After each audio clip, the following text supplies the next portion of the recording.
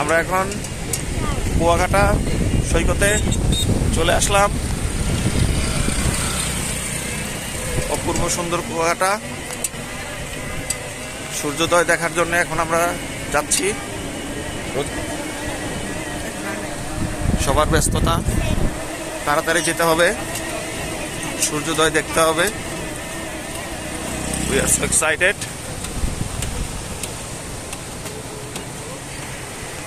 হ্যাঁ,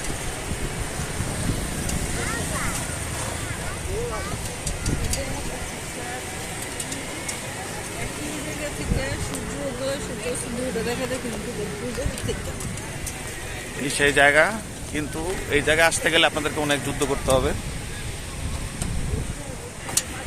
এই দেখুন রাস্তার অবস্থা, শেখ হাসিনার পদ্মা সেতু।